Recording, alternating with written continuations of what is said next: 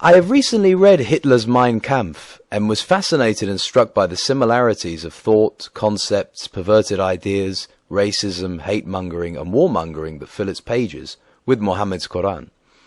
Even in the Hadiths, as well as in the Charter of Umar, the discriminatory and racist rules and regulations against Christians, Jews and unbelievers are almost identical to the race laws of the Nazis.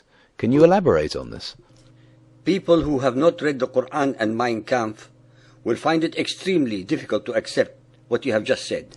Unfortunately, the facts based upon the two books show remarkable similarities, as I shall proceed to show with all the relevant references. Only miles and years distinguished Hitler from his mentor, Muhammad.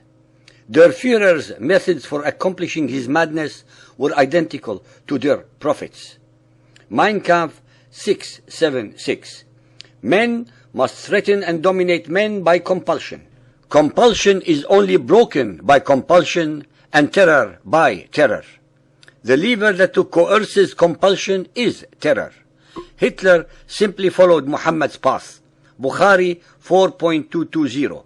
Allah's apostle said, I have been made victorious with terror. Mein Kampf 677. Since our view of life will never share power with another, it cannot cooperate with the existing doctrines it condemns. It is obliged to fight by all available means until the entire world of hostile ideas collapses. Throughout the entirety of the Islamic era, we have heard a singular battle cry.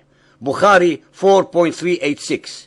Our Prophet, the Messenger of our Lord, ordered us to fight you till you worship Allah alone.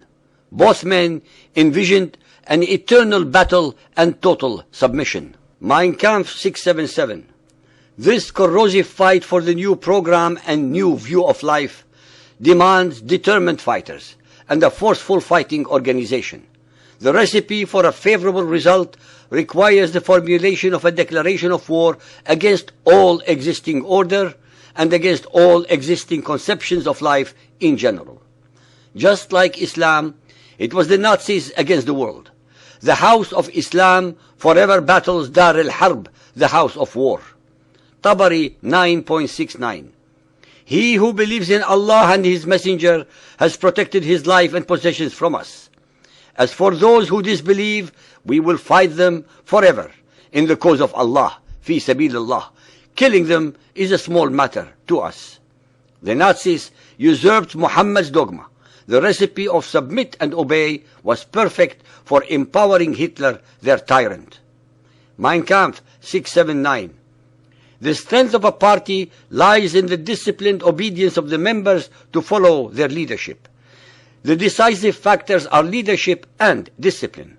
When troops battle one another, the victorious one will be that which is blindly obedient to the superior leader. Ishaq 601. The best men launch spears as if they were swords. They devote their lives to their prophet. In hand-to-hand fighting and cavalry attacks, they purify themselves with the blood of the infidels. They consider that an act of piety. It is hard to distinguish which doctrine was more fixated on violence. Mein Kampf 680. In order to lead a view of life to victory, we have to transform it into a fighting movement. Ishaq 587. Our onslaught will not be a weak, faltering affair. We shall fight as long as we live. We shall fight until you turn to Islam, humbly seeking refuge. We will fight not caring whom we meet. We will fight whether we destroy ancient holdings or newly gotten gains. We have cut off every opponent's nose and ears with our swords. We have driven them violently before us at the command of Allah and Islam. We will fight until our religion is established, and we will plunder them, for they must suffer disgrace. Like Muhammad, Hitler seduced men before he coerced them. He made promises but never delivered.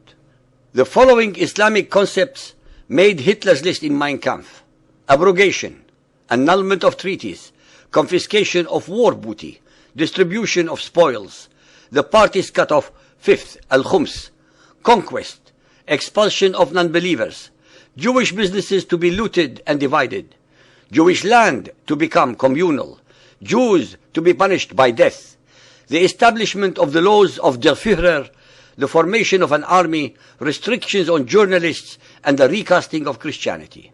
Apart from time and place, Der Führer's list was an awful lot like Der Prophet's. Mein Kampf 698. The Nazis must not become a bailiff of public opinion, but its ruler. It must not be the masses' slave, but their master. Muhammad wasn't much of a listener either. Quran 47.21. Were they to obey, showing their obedience in modest speech, after the matter of preparation for jihad had been determined for them, it would have been better. If the definition of propaganda is artful deceit, Hitler and Muhammad were grandmasters. Mein Kampf 701. On behalf of our view of life, I will strike the weapon of reply from the enemy's hand personally. And how might Hitler accomplish this? Mein Kampf 702. Skillful propaganda. The best proof of this was furnished by the success of the propaganda. I had before me a surging crowd, filled with the most sacred indignation and utter wrath. In this meeting, I became familiar with the pathos and the gestures which mesmerizing 1,000 people demands.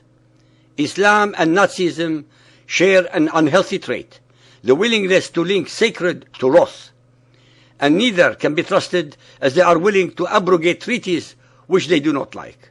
Quran 9.3. And a declaration from Allah and His Messenger to all mankind. Allah is free from all treaty obligations with non-Muslims, that is, unbelievers, and so is His Messenger. Confirming the role of seductive verbal expression in achieving victory, Der Führer said, Mein Kampf 704, the emphasis was put on the spoken word because only it is in a position to bring about great changes for general psychological reasons. Enormous world revolutionary events have not been brought about by the written word, but by the spoken word. Bukhari 6.662. Allah Apostle said, some eloquent speech is as effective as magic. Bukhari 9.127. The Prophet said, I have been given the keys of eloquent speech and given victory with terror. So the treasures of the earth were given to me. The study of Islam, like Nazism, is an expose on gang mentality, uncorrupted by Islam or left free to choose. Few, if any, Arabs would have been capable of perpetrating such horrific deeds. Yet as part of Muhammad's gang of ghouls, they fed off each other's rage. Mein Kampf 845. Nazism must claim the right to force its principles on the whole, and educate everyone about its ideas and thoughts without regard to previous boundaries. This is an order to impose Nazism on the world and then to indoctrinate the victims. Bukhari 4.196. Allah's Apostle said, I have been ordered to fight all the people till they say, none has the right to be worshipped but Allah. Islam and Nazism seduced a sufficient number of men to become popular enough to build a coercive militant force. Both usurped pagan traditions to condition adherents and then establish absolute authority over them. By emancipating his indoctrinated followers from Muhammad's legacy, we free them and ourselves from its scourge. The clues in Mein Kampf that the Nazis were intent on world conquest were not less clear than those found in the Quran. Mein Kampf 953. The German needs only to be given land by the sword. Bukhari 4.288. Expel disbelievers from the Arabian Peninsula. Quran 2.191. Slay them wherever you find them and catch them, and drive them out from where they have turned you out. When will the world learn to read the words on the page? When will we come to understand that tolerating evil leads to disaster? Islam and Nazism are intolerant dictatorial fighting machines.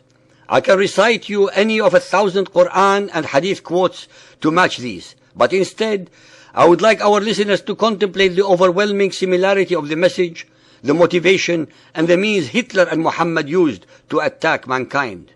Then consider the catastrophic consequences of ignoring or even tolerating Islam's jihadi message.